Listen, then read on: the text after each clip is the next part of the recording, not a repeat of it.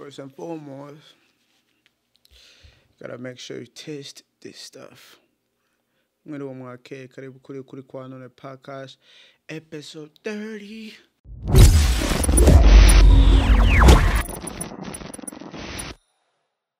All right. Mwendo mwake karibu kuri kwa None Podcast episode 30. Akazina banyitwa Nijimbere Dieudonné. Ino munsi ndabafitiye ibintu vyiza. Nibiza guteba biza gutwara akanya gato. Uri mushasha ntiwibagire kugira like, subscribe, comment. Maze urungikira mugenzi wawe kugira nawe nyene ashobore kumenya ukuri aho kuri. Kubera nta handi naha nyene. Gira subscribe. Bitwara umwanya muto gusa kandi ntibagire gufyona nakajya gakengere kugira ibintu bishashe bizogushikire wewe ubwa mbere ari wowe ubibona ubwa mbere maze ubirabe commenting ubirungikira bagenzi bawe nivyo vyiza. Rero no munsi tugiye kuyaga ku bintu bijanye na internet kibuga ngurukana bumenyi arico social media. Rero ntatinze nge tutangure kino kiganiro.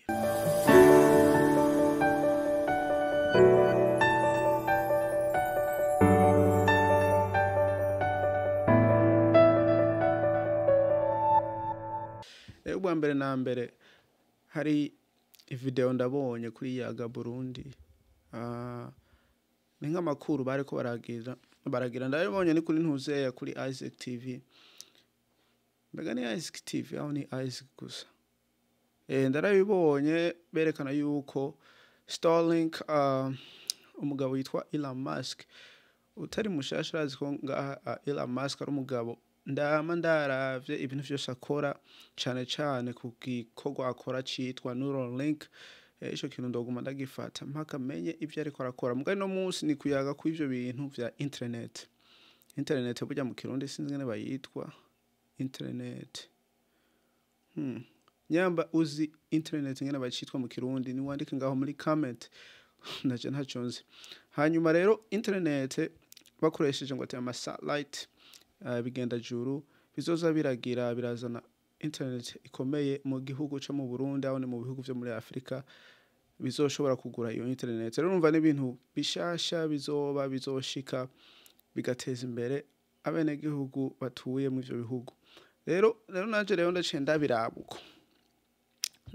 uko hanyuma cyane ndiyumvira ku iki kintu burya twebwe abantu cane abasore abakobwa abajene dukunda kugira ikintu citwa influence.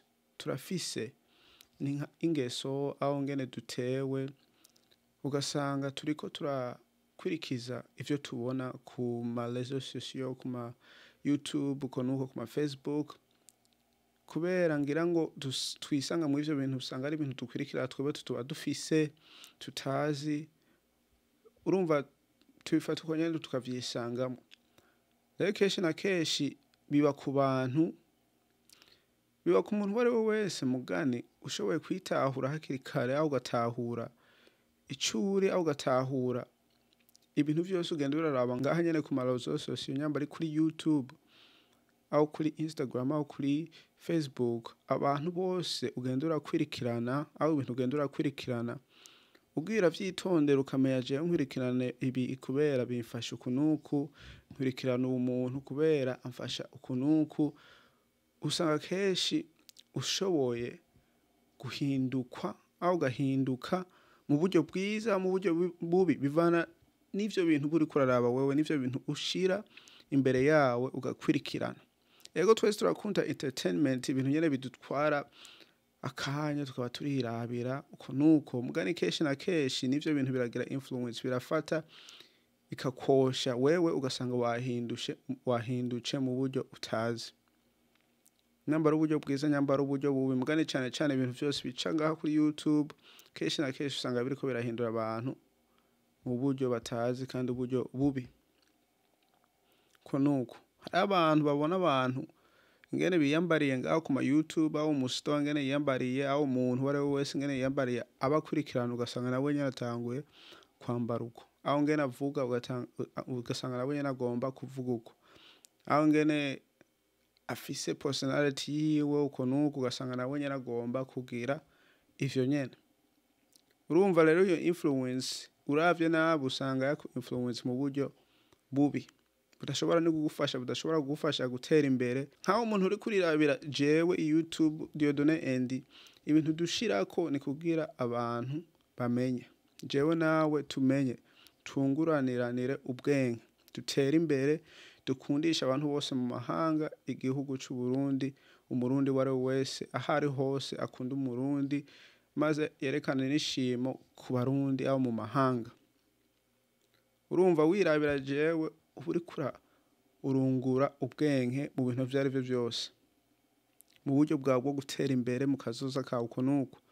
Mugani hari uwundi muntu usanga yirabira ibindi bintu, aho usanga wirabira utuziki, abasani uko nuko, ugasanga ni kuririmba wewe ntavyo ukunda, mugani utuziki turakuryohera, mugani ugasanga uriko uragomba kwambara nk'abasani, uriko uragomba kugenda nk'uko abasani bimereye. Hariho n'abasani babesha mu buryo kugira nibwo buzima bwabo, ugasanga wewe ntavyo ushobora kumenya, ugasanga mu bwo buryo urabuzimiyemwo wibaza ngo ati nawe ugomba kuba umusani, utari umusani, umusani atazwi. Urumva uzotambuka uvuge ugirene nk'umusani mugani utazwi.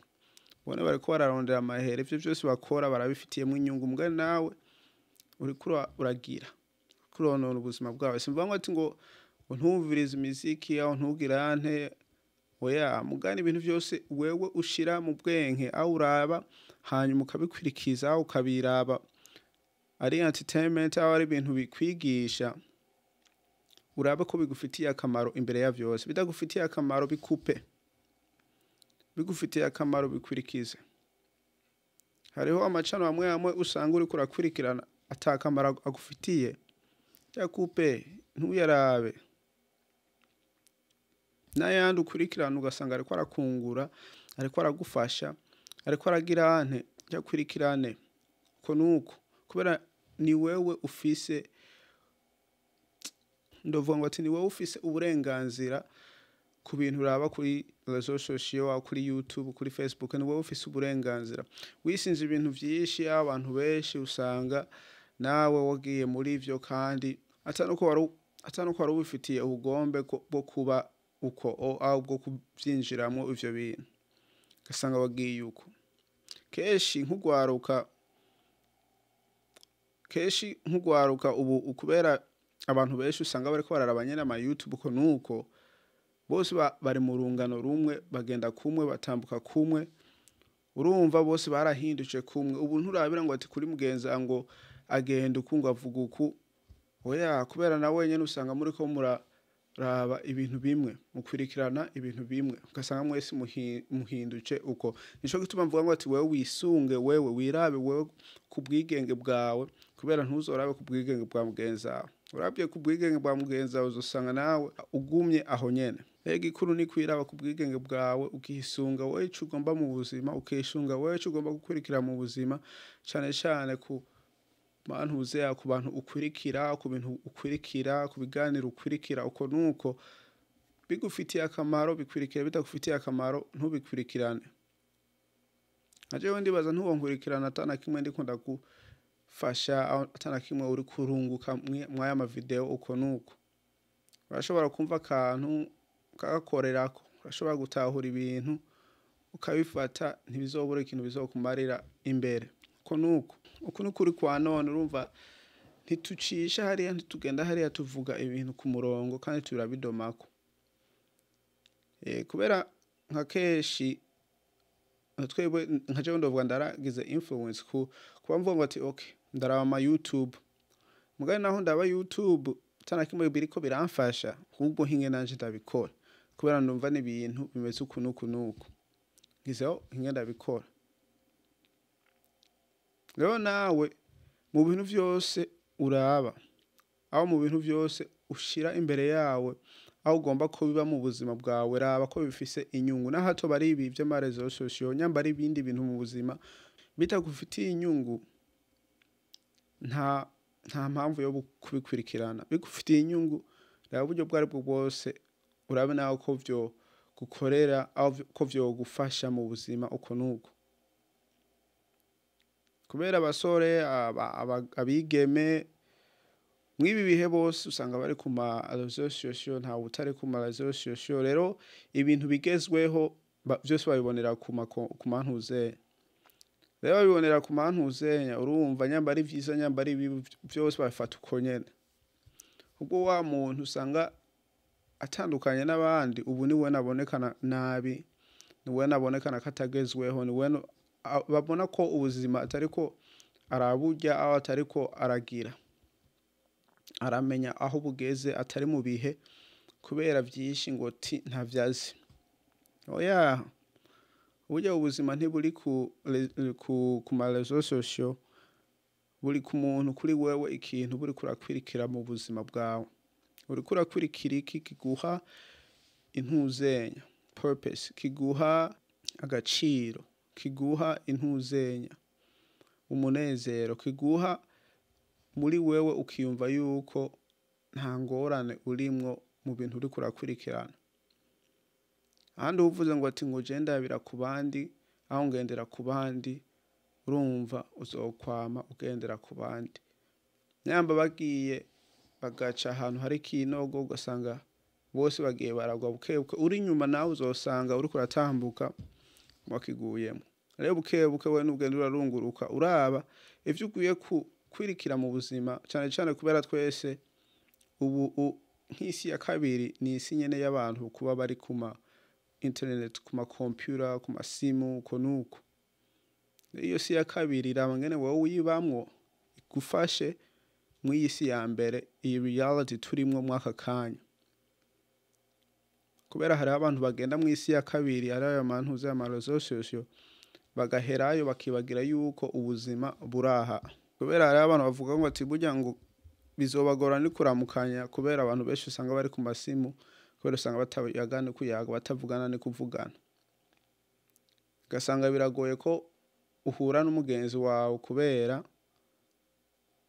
uri ku isimu uko nuko watwawe n'isi ya kabiri abantu ndibaza ni kuvugana ntibavugana kandi bafise amasimu gasanga ni ibintu bigoye sinzi ko mu ntahura gusa ico ngomba ko mwovanamwo nta kindi wewe raba ibintu vyose uri kuraraba ku ma YouTube ku ma Facebook hehe hanyuma ucagura ibintu bigufasha mu buzima uraba ibintu bikungura bikumenyesha bigutahuza ikintu cyari cyo cyose mu buzima tari ibintu biku influence mu bintu byari byo byose tazi ntuze yego ndavuze ibintu by'abasani mugane ibintu by'abasani si ibintu vya bose hari abakunda imiziki n'abatakunda imiziki hari abakunda indirimbo n'abatakunda indirimbo mugane wewe raba vyukunda mugane ntibiguhindure ngo kubera ubona ari kone bone babayeho babigenza urashobora kuvyumviriza mugane ntutambuke nk'umusani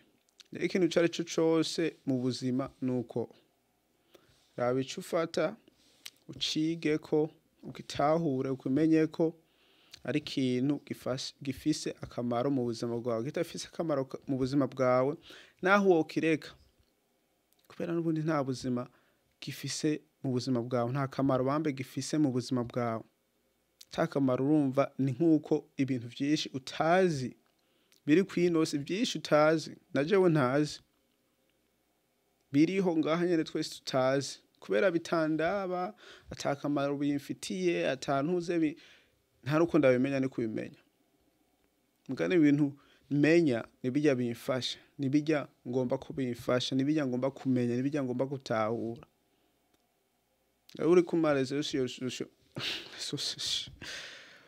uri kuri kumaya ma social media ibintu vyose uraba ko biguha akamaro nyamba ari biyago raba ko biguha akamaro nyamba ari abantu kwirikirana ukunda baba YouTuber raba ko baguha akamaro cyane cyane kugwaruka ububu uriko rakuru usanga ruraba ibintu byari byo byose atantumbero yavyo ari entertainment gusa naho yo bari entertainment gusura irashobora kukuzimiza kagomba wagomvye umunezero ukibagira yuko ugomba gukura ugomba guca ubwenge ugomba gutahura ugomba ubumenyi bushasha bugushira mu rugero rushasha uko nuko rero ibintu byinshi usanga biriho kw'aya ma internet kw'ibi n'ibi bintu biriko birahindura abantu kandi bihindura abantu bose twese si kuvuga ngo ati ngo nukugwaruka abasore abigeme uko nuko oya ahubwo ivyo nivyo naje ndavugiye ko mugani ku bavyeyi no kuba mama papa uko nuko kubera twese turi mw'iyisi ya none ata muntu atafise internet atagomba kugira internet atagomba kugenda mw'isi ya kabiri. Ivyo ni ibintu nyene nagomba ko twoyaga ko ukirinda umuntu wari wese ukirinda cane cane uri umusore aho uri umukobwa ukirinda kubera ibintu bitagufitiye akamaro nta mpamvu yo kubikwirikirana nta mpamvu yo kubiha umwanya kubera n'ibintu bitagufitiye akamaro mugani bigufitiye akamaro bikwirikirane uvyige ubitahure bikugirira ako kamaro bikumarira ako kamaro hanyuma ugere kuvyo ugomba gushikako mu buzima wishinge isi ya kabiri ari aya marezo sosio hubwo uhindukira inyuma usubire kuba mw'isi ya mbere ariyo yone igutunze kubera nta yindi isi zo gutunga urashobora gutungira mw'isi ya kabiri mugani uyitungira kugira utunge mw'isi ya mbere. Ni vyinshi twoyaga ko gusa ni kubera nyene ntagomba kubarandira ntagomba kwiyama episo agenda araba maremare abantu bataza barayaraba mugani ngira mu bihe biri imbere umuntu azokora ama episo nyene akadoma ko ku bintu vyarevyo vyose yitonze uko nuko ama episo zoba maremare nk'iminota 30 isaha uko nuko kubera n'umuri ni podcast ni ikintu kirekire wicara ukumviriza ukayaga n'umuntu aho tukiyagirana naho tutabonana mugani muri comment turashobora kuyaga tukabonana kandi ntubagire kugira comment share nuko hanyuma tuzosubira kubona niyo twabonana. Peace.